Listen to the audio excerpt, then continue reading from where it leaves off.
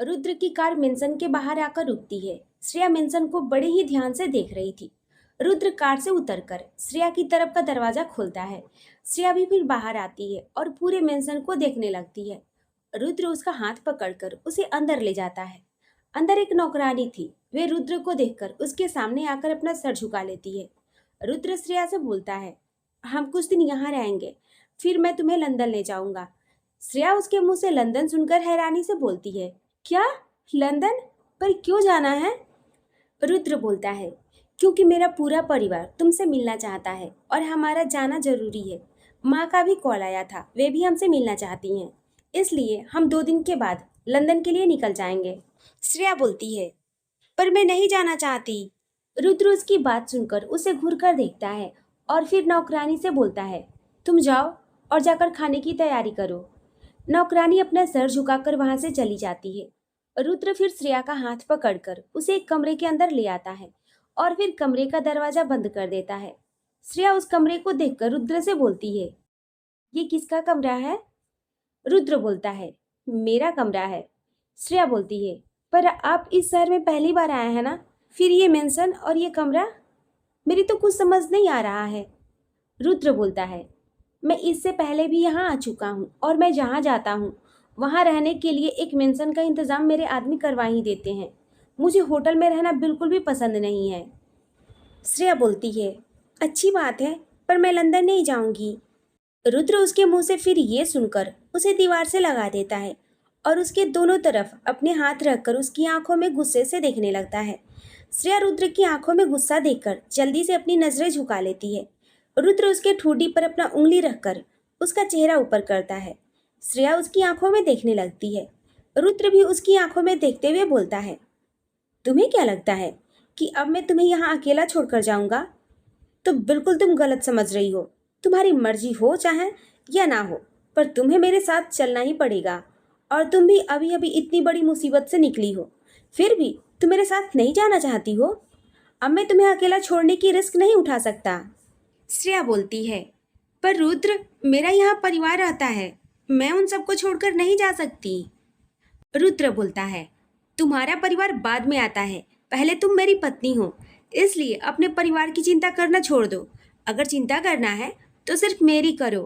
और दूसरी बात, मेरा परिवार तुमसे अभी मिला नहीं है, सिर्फ मेरी माँ ही तुम्हें जानती हैं, इसलिए तुम्हारा मेरे साथ जाना बहुत ही जरूरी है, क्योंकि सभी रुद्र प्रताप सिंह की पत्नी से मिलना चाहते हैं और ये बहुत ही बड़ी बात है, तो तुम्हारा मेरे साथ जाना बहुत ही जरूरी है। श्रेया फिर कुछ नहीं बोलती, क्योंकि वे जानती थी कि रुद्र उसकी बात नहीं मानेगा, क्योंकि उसने डिसाइड कर लिया है कि उसे लंदन लेकर जाएगा तो जाएगा ही, फिर चाहे कुछ भी हो जाए। रुद्र उसे ही देख रहा था। वे उससे आगे बोलता है, तुम्हें नहीं लगता कि तुम कुछ भूल रही हो? श्रेया उसकी बात सुनकर हैरानी से बोलती है, क्या भूल रही हूँ? रुद्र बोलता है, मैंने तुम्हारी इतनी हेल्प की, अगर मैं सही टाइम पर नहीं आता तो वे लड़का तुमसे शादी कर लेता। मैंने वहाँ समय पर आकर तुम्हें उससे बचाया है, और यहाँ तक कि तुम्हारे परिवार को भी, फिर भी तुमने मुझसे कुछ नहीं कहा। श्रेया को भी रुद्र की ये बात सुनकर अपनी गलती का एहसास होता है। वे फिर जल्दी से बोलती है, थैंक यू रुद्र जी, अगर आप समय पर नहीं आते तो पता नहीं क्या हो जाता। रुद्र बोलता है, बस थैंक यू बोलोगी? श्रेया बोलती है, हाँ, तो और क्या बोलूं? रुद्र बोलता है, सिर्फ थैंक यू? तुम्हें नहीं लगता कि तुम्हें मुझे किस भी करना चाहिए मेरे होठों पर? रुद्र की ये बात सुनकर श्रेया के कान गर्म हो जाते हैं और चेहरा शर्म से लाल हो जाता है। रुद्र उसके चेहरे को देखकर हल्का सा मुस्कुरा देता है। श्रेया अपनी नजरें झुकाकर बोलती है, रुद्र जी, मैंने आपसे कहा है ना कि आपको 1 साल तक का इंतजार करना पड़ेगा। रुद्र उसकी बात सुनकर गुस्से में बोलता है, पता नहीं तुम्हारा ये 1 साल कब खत्म होगा। खैर छोड़ो, जाओ जाकर चेंज कर लो। श्रेया बोलती है, क्या? रुद्र बोलता है, मैंने कहा जाकर कपड़े बदलो, पूरा दिन क्या दुल्हन के जोड़े में ही रहोगी? श्रेया अपने कपड़ों को देखकर बोलती है, पर मैं क्या करूं, मेरे पास तो यहाँ कपड़े भी नहीं है। अगर घर जाती तो वहाँ मेरे कपड़े भी थे, पर आप तो सीधा मुझे यहाँ ले आए, अब यहाँ पर क्या पहनूं मैं? रुद्र उसका हाथ पकड़कर उसे अलमारी के पास लाता है और अलमारी खुलकर उससे बोलता है, इसमें कपड़े रखे हुए हैं, जो मर्जी वे पहन सकती हो। श्रेया उन कपड़ों को देखती है। सभी अलग अलग ब्रांड के महंगे कपड़े पहले से ही रखे हुए थे। श्रेया उन कपड़ों को देखकर हैरानी से रुद्र की तरफ देखती है। रुद्र उसे आंखों से इशारा करता है। श्रेया फिर सर हिलाकर एक ड्रेस लेकर क्लोजेट रूम में चली जाती है। थोड़ी देर के बाद वे चेंज करके बाहर आती है और कमरे में देखती है। कमरे में रुद्र नहीं था। श्रेया फिर बाथरूम का दरवाजा खोलकर बाथरूम के अंदर जाती है, पर अंदर का नजारा देखकर उसके चीख निकल पड़ती है, क्योंकि रुद्र बाथटब में बिना कपड़ों के बैठा हुआ था। श्रेया उसे देखकर जल्दी से अपना आंखें बंद कर लेती है और पीछे की तरफ पलटकर गुस्से में बोलती है, रुद्र जी, आप कितने बेशर्म हो। ऐसे बाथरूम खुला छोड़कर कौन नहाता है? और आपके शरीर पर एक भी कपड़ा क्यों नहीं है? अगर कोई आ जाता तो? रुद्र उसकी बात का कोई जवाब नहीं दे रहा था। श्रेया फिर अपनी आंखें खोल देती है, पर हिम्मत नहीं हो रही थी कि वे पलटकर उसे देखे। वे उससे वैसे ही बोलती है, क्या हुआ रुद्र जी, आप कोई जवाब क्यों नहीं दे रहे हैं? रुद्र बोलता है, पहले मेरी तरफ देखो। तुम मेरी तरफ पीठ करके खड़ी हो, इसलिए मैं तुम्हारी बातों का जवाब नहीं दे रहा हूँ। अगर मुझसे कुछ बोलना है तो मेरी तरफ देखकर बोलो। श्रेया गुस्से में बोलती है, मुझे कुछ बोलना ही नहीं है। इतना बोलकर वे बाथरूम के बाहर जाने लगती है, पर तभी रुद्र पीछे से उसका हाथ पकड़कर उसे अपने करीब खींच लेता है, जिससे श्रेया उसकी बाहों में आ जाती है। रुद्र का पूरा शरीर गीला था और इस समय वे बहुत ही हॉट लग रहा था। रुद्र के इतने पास होने से श्रेया का दिल धड़कने लगा था। रुद्र के बदन से धीमी धीमी खुशबू आ रही थी, जो श्रेया को बहका रही थी। श्रेया अपनी आंखें बंद कर लेती है। रुद्र उसके चेहरे को देखकर मुस्कुराने लगता है।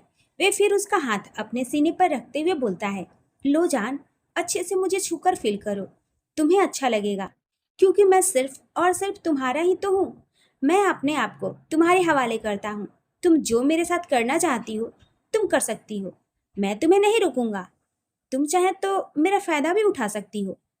रुद्र की बातें सुनकर श्रेया के कान गर्म हो जाते हैं और वे शर्म से अपनी नजरें झुका लेती है। रुद्र फिर उसके कान में किस करने लगता है। श्रेया शर्माकर बाहर जाने लगती है, पर रुद्र उसका हाथ पकड़कर उसे अपने करीब खींच लेता है और फिर उसे शावर के नीचे खड़ा करके शावर ऑन कर देता है। श्रेया रुद्र की आंखों में देखती है। रुद्र की आंखों में उसे अपने लिए बेशुमार प्यार नजर आता है। वे शर्म से पीछे की तरफ पलट जाती है। रुद्र ये देखकर उसके ड्रेस का चेन पीछे से खोलने लगता है। रुद्र के ऐसा करते ही श्रेया अपने दोनों हाथ सामने दीवार पर रखकर धीरे से बोलती है, रुद्र जी, ये आप क्या कर रहे हैं? आपने कहा था कि आप 1 साल तक मेरा इंतजार करेंगे। रुद्र श्रेया के ठूडी पर अपना सर रख देता है और उसके कान में अपने होठों को रखकर धीरे से बोलता है, डोंट वरी, सिर्फ किस करूंगा, उससे ज्यादा कुछ नहीं करूंगा। मुझे मेरा प्रॉमिस याद है, तुम्हारे परमिशन के बिना मैं तुम्हारे साथ कुछ नहीं करूंगा। इतना बोलकर वे उसके ड्रेस के चेन को पीछे से पूरा खोल देता है। अब उसे श्रेया की पीठ साफ साफ नजर आ रही थी। वहीं श्रेया को भी अब बहुत ही ज्यादा शर्म आ रही थी। वे जल्दी से अपनी आंखें बंद कर लेती है। रुद्र मुस्कुराकर उसका बाल एक साइड से आगे कर देता है और उसके पीठ पर अपने होठ रखकर उसके पीठ को चूमने लगता है। शावर का पानी दोनों को भिगो रहा था। रुद्र फिर उसे अपनी तरफ पलटकर उसके कमर को अपने हाथों से पकड़कर उसे अपने करीब खींचकर उसके गले को चूमने लगता है। श्रेया उसके इस एहसास से खुद में ही सिमट रही थी। श्रेया धीरे से मुस्कुराकर रुद्र की तरफ देखती है। दोनों की दिलों की धड़कन बहुत ही तेज रफ्तार से चल रही थी। रुद्र कभी उसके चेहरे को चूम रहा था, तो कभी उसके गले को चूम रहा था, तो कभी उसके बालों को चूम रहा था। रुद्र फिर उसे पीछे की तरफ पलटकर उसके पीठ को चूमने लगता है। श्रेया अपनी आंखें बंद कर लेती है। उसे अपने पीठ पर रुद्र के दिल की धड़कन महसूस हो रही थी और रुद्र को भी श्रेया की दिल की धड़कन साफ साफ सुनाई दे रही थी। दोनों एक दूसरे के एहसास में पूरी तरह से डूब चुके थे। दोनों की आंखें बंद थी। थोड़ी देर बाद श्रेया अपनी आंखें खोलकर रुद्र की तरफ पलटती है। श्रेया की धड़कनें बहुत ही तेज चल रही थी। वे धीरे से अपनी नजरें उठाकर रुद्र की तरफ देखती है, जिसकी आंखों में नशा था। वे भी उसकी नशीली आंखों में खो जाती है। रुद्र फिर श्रेया का एक हाथ पकड़कर अपना दूसरा हाथ उसके कमर पर रखकर उसे अपने करीब खींच लेता है। उसके बाद वे अपने होठ उसके होठ पर रखकर किस करने लगता है। श्रेया भी खुद को रुद्र के हवाले कर देती है। वे भी रुद्र की बॉडी, चेहरा, होठ चूमने लगती है। दोनों एक दूसरे को बहुत ही देर तक चूमते रहे, एक दूसरे में खोते रहे। थोड़ी देर के बाद दोनों कमरे में आते हैं। रुद्र श्रेया को मिरर के सामने लगे चेयर पर बैठा देता है और फिर टॉवेल से उसका सर पोंछने लगता है। श्रेया मिरर में रुद्र को ही देख रही थी। उसके होठों पर हल्की मुस्कुराहट थी। उसे अब रुद्र पसंद आने लगा था। वह रुद्र से प्यार करने लगी थी। रुद्र भी श्रेया की तरफ देखकर अपने आंखों से इशारा करता है कि क्या हुआ। श्रेया नाम में अपना सर हिला देती है और फिर अपनी नजरें झुकाकर मुस्कुराने लगती है। रुद्र भी मुस्कुरा देता है। थोड़ी देर के बाद दोनों रेडी होकर नीचे खाना खाने आते हैं। घर की नौकरानी खाना रखकर चली जाती है। रुद्र श्रेया को देखने लगता है। श्रेया बोलती है, क्या हुआ, खाना खाइए। रुद्र बोलता है, नहीं, मुझे अपने हाथों से खिलाओ। श्रेया बोलती है, मैं क्यों खिलाऊं? आप बच्चे हो क्या जो मैं आपको अपने हाथों से खिलाऊं? रुद्र बोलता है, आज खाऊंगा तो मैं सिर्फ तुम्हारे हाथों से ही, वरना आज मैं पूरा दिन भूखा रहूंगा। श्रेया बोलती है, ठीक है तो फिर रहिए भूखे। इतना बोलकर वे अपना खाना खाने लगती है। रुद्र उसे ही देख रहा था। श्रेया को भी उसकी नजरें अपने ऊपर फील हो रही थी, पर वे उसकी तरफ नजर उठाकर नहीं देख रही थी। खाना खाने के बाद श्रेया जाने लगती है। रुद्र वहीं बैठा हुआ था। वे उसे नहीं रोकता है। करीब 2 मिनट के बाद श्रेया वापस आकर रुद्र के बगल में बैठते हुए बोलती है, आप ना बहुत जिद्दी हैं। इतना बोलकर वे खाने का निवाला उसकी तरफ बढ़ा देती है। रुद्र उसकी बात सुनकर मुस्कुरा कर बोलता है, तुम्हारे प्यार को पाने के लिए अगर मुझे जिद्दी होना पड़े ना तो मुझे ये मंजूर है। श्रेया बोलती है, अच्छा ये बात है, और अगर मैं नहीं आती तो क्या आप पूरा दिन भूखे रहते हैं? रुद्र उसका हाथ थामकर उसकी आंखों में देखते हुए बोलता है, मुझे पता था कि तुम जरूर आओगी। तुम मुझे भूखा नहीं रहने दोगी। जिस तरह से तुम्हें मेरे ऊपर विश्वास था कि मैं तुम्हें उस लड़के से बचाने आऊंगा, तुम्हारी शादी उससे नहीं होने दूंगा, वैसे ही मुझे भी तुम्हारे ऊपर पूरा विश्वास है। अब इतना तो तुम्हारे साथ रहते रहते तुम्हें जानने लगा हूँ। तुम कहती नहीं हो, पर मैं जानता हूँ कि तुम भी मुझसे अब प्यार करने लगी हो। श्रेया उसकी बात सुनकर मुस्कुराकर अपनी नजरें झुका लेती है। तभी विक्रम आता है और रुद्र के सामने अपना सर झुकाकर बोलता है, सर, मैडम की फैमिली आई है और वे इनसे मिलना चाहती हैं। श्रेया और रुद्र विक्रम की आवाज सुनकर उसकी तरफ देखने लगते हैं। श्रेया विक्रम की बात सुनकर उठते हुए बोलती है, क्या माँ आई है? मैं अभी जा रही हूँ माँ से मिलने। इतना बोलकर वे जैसे ही उठने लगती है, तभी रुद्र उसका हाथ पकड़कर उसे अपनी गोद में खींच लेता है। श्रेया सीधे उसकी गोद में आकर बैठ जाती है। रुद्र उसके कमर को पकड़ते हुए बोलता है, इतनी भी जल्दी क्या है जाने की? श्रेया विक्रम की तरफ देखने लगती है। उसे बहुत ही शर्म आ रहा था क्योंकि विक्रम अभी भी वहीं खड़ा था और रुद्र ने श्रेया को इस तरह से अपनी गोद में जो बैठा लिया था। पर विक्रम अपना सर झुकाकर अपनी नजरें नीचे करके खड़ा था, क्योंकि अगर वे एक बार भी नजर उठाकर श्रेया की तरफ देखता तो रुद्र उसकी आंखें निकाल लेता। इसलिए विक्रम की हिम्मत नहीं थी कि वे नजर उठाकर श्रेया और रुद्र को देख सके। श्रेया धीरे से रुद्र को बोलती है, छोड़िए मुझे, आपको दिख नहीं रहा है कि आपका आदमी भी यहीं खड़ा है और आप ऐसे इसके सामने ही मुझे कैसे अपने गोद में बैठा सकते हैं? थोड़ा तो शर्म कीजिए, आप ना बहुत बेशर्म हैं। रुद्र श्रेया की बात सुनकर विक्रम की तरफ देखता है जो अपनी नजरें झुकाए खड़ा था। वे फिर श्रेया से बोलता है, इसकी हिम्मत नहीं है जो ये हमें देख सके, क्योंकि अगर इसने ये गलती की तो इसे इसकी बहुत ही बुरी और दर्दनाक सजा मिलेगी और ये बात ये भी जानता है। तो तुम ज्यादा दूसरों के बारे में सोचना बंद करो। अगर सोचना ही है तो सिर्फ मेरे बारे में सोचो, समझी? फिर वे विक्रम की तरफ देखकर बोलता है, तुम जाओ यहाँ से, उनको बोलो वे वेट करे, मैं श्रेया को लेकर अभी आता हूँ। विक्रम अपना सर हिलाकर वहां से चला जाता है। श्रेया कुछ मिनटों के बाद रुद्र की गोद से खड़ी हो जाती है। रुद्र भी खड़ा होकर उसके कमर पर अपना हाथ डालकर उसे अपने करीब कर लेता है और फिर उसे हॉल में ले आता है। हॉल के सोफे पर देवकी जी, निशांत और नीलम बैठे हुए थे। वे तीनों रुद्र के मेंशन को देख रहे थे। रुद्र का मेंशन बहुत ही बड़ा और शानदार था। वहाँ की हर एक चीज बहुत ही महंगी और विदेश से मंगाई हुई थी। नीलम का तो मुंह खुला का खुला रह गया था, इतना बड़ा मेंशन और इतनी सारी चीजें देखकर। वही नौकर भी बड़े ही सलीके से अपना काम कर रहे थे। कोई भी नौकर आवाज नहीं कर रहा था। ये सब निशांत और नीलम बड़े ही ध्यान से देख रहे थे। वहीं उनके सामने टेबल पर खाने की अलग अलग डिशेस रखी हुई थी और पीने के लिए कई सारे जूस के ग्लास रखे थे, जो शायद ही उन्होंने कभी देखा हो। नीलम तो अब तक सारी खाने की चीजें टेस्ट कर चुकी थी और उसे बहुत ही पसंद आया था। नीलम एक और खाने की प्लेट उठाकर उसमें से जैसे ही खाना अपने मुंह में डालने जाती है, तभी देवकी जी उसे गुस्से में बोलती हैं, नीलम, पिछले 10 मिनट से तुम हर एक चीज खा रही हो। भूलो मत कि हम यहाँ खाना खाने नहीं आए हैं। नीलम देवकी जी की बात सुनकर मुंह बनाते हुए बोलती है, माँ, ये सारी चीजें बहुत ही टेस्टी है। ऐसा खाना तो मैंने जिंदगी में पहली बार खाया है। और ये मेंशन, ये भी कितना बड़ा और खूबसूरत है। काश कि मैं यहाँ हमेशा के लिए रह सकती। ये तो मेरा सपना है माँ, ऐसे बड़े से मेंशन में रहने का, जहाँ इतने सारे नौकर हो और कोई काम ना करना पड़े। बस दिन भर आराम से बिस्तर पर पड़े रहो और नौकरों को आवाज लगाते रहो। फिर एक नौकर आकर पैर दबाएगा तो दूसरा नौकर आकर खाना बनाएगा। श्रेया की लाइफ तो पूरी तरह से चेंज हो गई है माँ। वे कितनी लकी है ना कि उसे रुद्र प्रताप सिंह जैसा हस्बैंड मिला है। उसका पति कितना अमीर है। पूरी दुनिया उसके पति को जानती है और सब उसके पति से डरते भी हैं।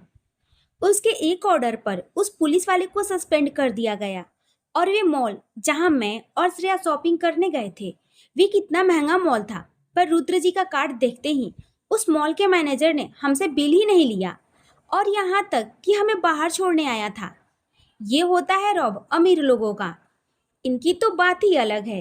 ये सब बोलकर वे जैसे ही देवकी जी की तरफ देखती है, तभी वे घबरा जाती है, क्योंकि देवकी जी उसे बहुत ही बुरी तरह गुस्से से घूर रही थी। नीलम देवकी जी की गुस्से भरी नजरों को देखकर तुरंत अपना सर झुका लेती है। तभी उन सबके कानों में जूतों की आवाज सुनाई पड़ती है। सभी आवाज के दिशा की तरफ देखते हैं। सामने से रुद्र और श्रेया चलते हुए आ रहे थे। नीलम श्रेया के कपड़ों की तरफ देखती है, जो काफी स्टाइलिस्ट और महंगा लग रहा था। उसमें बना डिजाइन देखकर तो नीलम का भी मन कर जाता है उन कपड़ों को पहनने का। वे श्रेया के पास जाकर उसके कपड़ों को ऊपर से नीचे तक देखते हुए बोलती है, श्रेया, तेरे कपड़े तो बहुत ही खूबसूरत है। तूने ये कब खरीदे? क्या रुद्र जी ने तुझे गिफ्ट दिया था? तू मुझे भी देगी क्या पहनने के लिए? कितने के हैं? श्रेया नीलम का इतना सवाल सुनकर उसे देखने लगती है। तभी रुद्र नीलम से बोलता है, 5 लाख के हैं और अगर आपको पसंद है तो आप इन कपड़ों को अपने पास रख सकती हैं, क्योंकि मेरी पत्नी जो कपड़े एक बार पहन लेती है तो दोबारा उन कपड़ों को पहनने की इसे इजाजत नहीं है। बाद में वे कपड़े मैं दान कर देता हूँ। अगर आपको चाहिए तो आप ले लीजिए। नीलम रुद्र की बातें सुनकर हैरानी से बोलती है, क्या कहा? 5 लाख? और श्रेया इन कपड़ों को एक बार पहन लेगी तो दोबारा नहीं पहन सकती। फिर तो आप ये कपड़े मुझे ही दे दीजिए रुद्र जी, और आपका ये मेंशन भी। रुद्र उसके मुंह से ये सुनकर उसे बुरी तरह घूरकर देखने लगता है। नीलम जब रुद्र की नजरों को देखती है तो घबरा जाती है। तभी देवकी जी गुस्से में नीलम से बोलती हैं, नीलम, तेरा दिमाग खराब हो गया है क्या? ये तू क्या बोल रही है? तुझे ये मेंशन चाहिए? निशांत भी गुस्से में नीलम से बोलता है, तुम्हारा लालच कभी कम नहीं होता ना? जितना तुम्हारे लिए मैं करता हूँ उतना तुम्हें कम पड़ता है ना?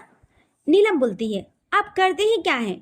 निशांत उसकी बात सुनकर अपने दांत पीसते हुए बोलता है, तुम हमारे कमरे को नए डिजाइन से रेनोवेट करवाना चाहती थी तो मैंने करवाया ना, पैसे खर्च किए ना मैंने, जबकि हमारा नया घर बना था। उसके बाद तुम्हारा पूरा अलमारी कपड़ों से भरा पड़ा है, पर तुम्हें वे सब नहीं दिखता है क्या? तुम जो भी मुझसे मांगती हो मैं तुम्हारे लिए ले आता हूँ, पर आज तो तुमने हद ही पार कर दी। घर चलो तुम। इतना बोलकर निशांत गुस्से में नीलम का हाथ पकड़कर उसे वहां से ले जाने लगता है। तभी रुद्र की आवाज आती है, रुक जाओ। निशांत रुद्र की आवाज सुनकर रुक जाता है और पलटकर उसकी तरफ देखता है। श्रेया और देवकी जी भी रुद्र को देख रहे थे। रुद्र नीलम के पास आकर बोलता है, आपको ये मेंशन चाहिए ना? ठीक है, आज से ये मेंशन आपका हुआ। नीलम का मुंह खुला का खुला रह जाता है रुद्र की ये बात सुनकर। तभी देवकी जी रुद्र से बोलती हैं, नहीं, ऐसा मत कीजिए, ये तो ऐसे ही बोल रही थी। आप इसकी बातों को ज्यादा मायने मत दीजिए, हमें कुछ नहीं चाहिए। रुद्र देवकी जी की तरफ देखकर बोलता है, कोई बात नहीं, ये मेरी श्रेया की भाभी हैं, पहली बार मेरे घर आई हैं और मुझसे कुछ मांग रही हैं, और हमारे खानदान का नियम है, अगर कोई कुछ मांगे तो उसे खाली हाथ नहीं लौटाते हैं हम। और वैसे भी मैं तो यहाँ रहता ही नहीं हूँ, ये मेंशन खाली ही रहता है, तो आज से आप लोग यहाँ रहना। नीलम मुस्कुराते हुए पूरे मेंशन पर अपनी नजर घुमाते हुए बोलती है, क्या सच में ये पूरा मेंशन आज से हमारा हुआ? रुद्र बोलता है, हाँ, आज से ये मेंशन आपका हुआ। तभी श्रेया रुद्र से बोलती है, रुद्र, भाभी ऐसे ही बोल रही थी, आप भाभी की बात को इतना सीरियस क्यों ले रहे हो? रुद्र प्यार से श्रेया के गालों को छूते हुए बोलता है, कोई बात नहीं जान, मैं तुम्हारी भाभी को निराश नहीं करना चाहता, वरना सिंह परिवार की क्या इज्जत रह जाएगी। जब लोगों को पता चलेगा कि मेरी पत्नी की भाभी ने मुझसे कुछ मांगा और मैं उन्हें वे दे नहीं पाया, ये मेंशन तो कुछ भी नहीं है। और वैसे भी हम तो कल यहाँ से लंदन जा रहे हैं। देवकी जी ये सुनकर हैरानी से बोलती हैं, क्या लंदन? रुद्र बोलता है, हाँ, मेरा पूरा परिवार श्रेया से मिलना चाहता है, इसलिए मैं श्रेया को लेकर लंदन जा रहा हूँ। देवकी जी श्रेया की तरफ देखती हैं, उनकी आंखें नम हो गई थी। वे रुद्र से बोलती हैं, निशांत ने मुझे समझाया और मैंने भी इस बारे में बहुत सोचा। भले ही जैसे भी शादी हुई हो, पर श्रेया अब आपकी पत्नी है। आपसे आज मैं एक विनती करती हूँ, प्लीज मेरी बेटी का ध्यान रखना। रुद्र देवकी जी का हाथ थामकर बोलता है, आप चिंता मत कीजिए, ये सिर्फ मेरी पत्नी ही नहीं है, बल्कि मेरी जान भी बन गई है और मैं इससे बहुत ही प्यार करता हूँ। ये मेरी लाइफ में बहुत ही इम्पोर्टेंट है। अगर आप ये बात नहीं बोलती ना, तब भी मैं इसका पूरा ध्यान रखता। आप बेफिक्र रहिए, श्रेया मेरी जिम्मेदारी है और मैं आपसे वादा करता हूँ कि मेरी वजह से कभी भी श्रेया की आंखों में आंसू नहीं आएगा। मैं श्रेया को बहुत सारी खुशी दूंगा जो वे डिजर्व करती है। देवकी जी रुद्र की बात सुनकर मुस्कुरा देती हैं। अब उन्हें तसल्ली हो गई थी कि उनकी बेटी रुद्र के साथ पूरी जिंदगी खुश रहेगी। अब उन्हें किसी बात की चिंता नहीं थी। वहीं श्रेया भी रुद्र को प्यार भरी नजरों से देख रही थी। तभी नीलम बोलती है, रुद्र जी। नीलम की आवाज सुनकर सभी उसकी तरफ देखने लगते हैं। रुद्र बोलता है, कहिए। नीलम बोलती है, मेंशन के साथ मेंशन में काम कर रहे नौकर ये सभी यहाँ रहेंगे ना, वरना ये सब चले जाएंगे तो इस बड़े से मेंशन की सफाई कौन करेगा? रुद्र उसे बहुत ही अजीब नजरों से देखता है और फिर उससे बोलता है, बिल्कुल, मेंशन के नौकर यहीं रहेंगे। ये नौकर कहाँ जाएंगे? नीलम बोलती हैं, पर आप लोग तो चले जाएंगे, फिर इन नौकरों को उनकी सैलरी कौन देगा? इतने सारे नौकर हैं यहाँ और मेरे निशांत इतना नहीं कमाते हैं जो इतने सारे नौकरों को सैलरी दे सकें। रुद्र बोलता है, आपको ये सब चिंता करने की जरूरत नहीं है। नौकरों को उनका पेमेंट हर महीने उनके अकाउंट में ट्रांसफर हो जाता है। अब आप घर जाइए और अपना सामान पैक कीजिए, कल सुबह आ जाना। नीलम ये सुनकर खुशी से मुस्कुराते हुए वहां से चली जाती है। निशांत रुद्र के सामने अपना हाथ जोड़कर बोलता है, उसकी तरफ से मैं आपसे माफी मांगता हूँ। रुद्र बोलता है, कोई बात नहीं, मुझे उनकी बात का बुरा नहीं लगा। थोड़ी देर के बाद निशांत और देवकी जी भी वहां से चले जाते हैं।